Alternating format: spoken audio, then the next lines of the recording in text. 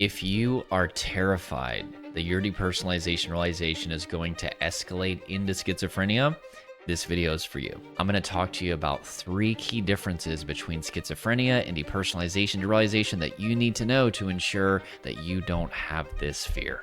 Now, before I get into this video, I do want to give you a few very important disclaimers. Number one, I am not an expert on schizophrenia. While this is a fear that I had during my own recovery of depersonalization realization, and while this is one of the most common fears that my clients go through that are dealing with DPDR, I most certainly am not an expert on that topic, but I do want to give some education about this because it's really important to eliminate this fear, but make sure to seek out other resources if you want a lot more in-depth understanding of schizophrenia. So with that being said, I also want to say, do not seek to self-diagnose, okay? Make sure to see a licensed mental health professional if you are concerned with anything that you're dealing with mental health-wise. This is for educational and informational purposes only, but with that being said, let's get this thing rolling.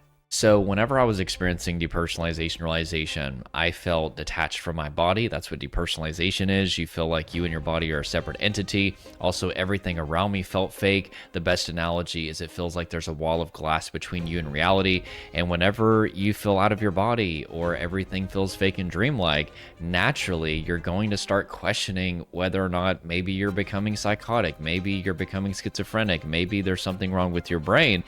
And in particular, there are a few reasons why your brain does this. So whenever your body goes into something called fight or flight response, there's something that happens called catastrophic risk assessment.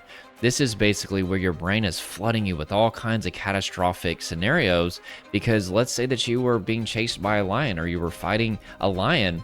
The more catastrophic that you are, the more that would increase your chances of survival. Think about it. If a lion is chasing you, your brain's going to be very, very quick to say, well, what if the lion does this? What if the lion does this? If the lion does this, you do this. And the more prepared you are for every single catastrophic scenario, the more that it increases your chances of survival. But here's the problem.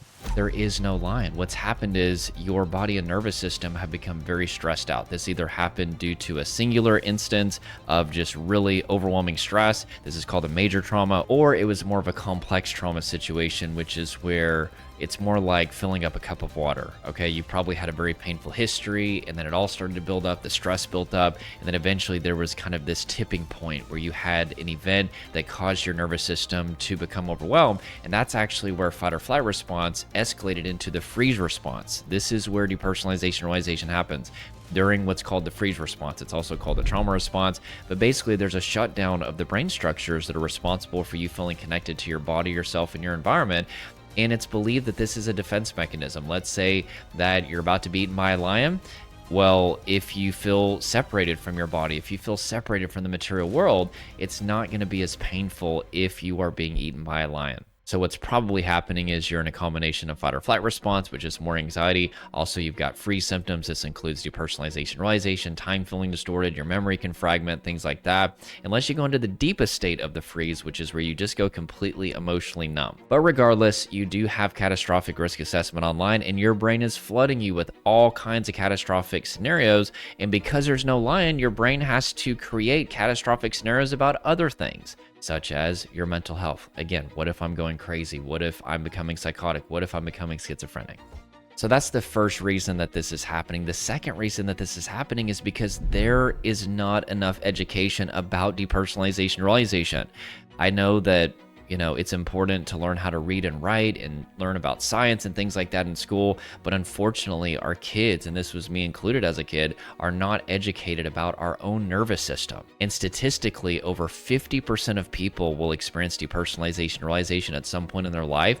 But because there is such a lack of education, whenever people start to experience these symptoms, they absolutely freak out. And rightly so, because the symptoms themselves are traumatizing.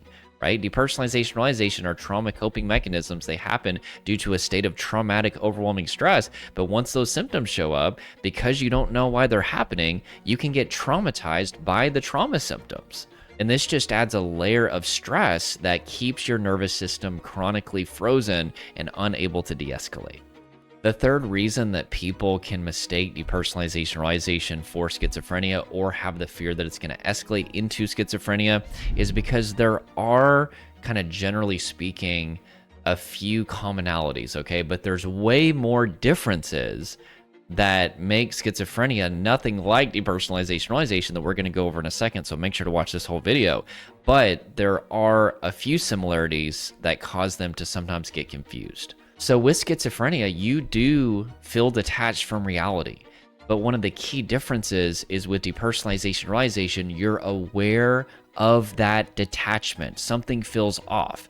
You feel detached from reality, but you know that this is not your normal experience. Whereas the person with schizophrenia or psychosis, they're not questioning it. Unreality feels like reality. So the very fact that you're questioning things already starts to show you the difference. The key thing is you're questioning things. People with schizophrenia do not question that they feel unreal or that reality feels off. They believe that unreality is reality and they're not questioning things at all. The second key distinction between schizophrenia and depersonalization realization are delusions. Here's just a few examples. And again, make sure to go see a licensed mental professional. This is not an attempt to diagnose. These are just giving you a few differences to calm your nervous system, because I think once you hear these nuances, you're going to be like, okay, wait a second, I am definitely not experiencing that. Now, if you were, of course, go see a licensed mental professional. It's not that there's no hope for you, but the purpose is to educate about the differences here. Persecutory delusions. So this is the belief that people are watching you, spying on you, following you,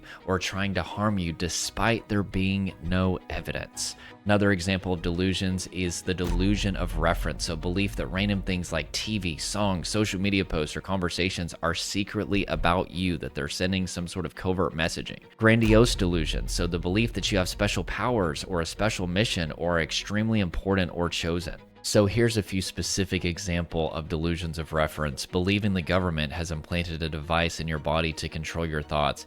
Believing strangers on the street are secret agents watching you specifically. Believing a TV anchor or YouTuber is sending you hidden personal messages meant only for you.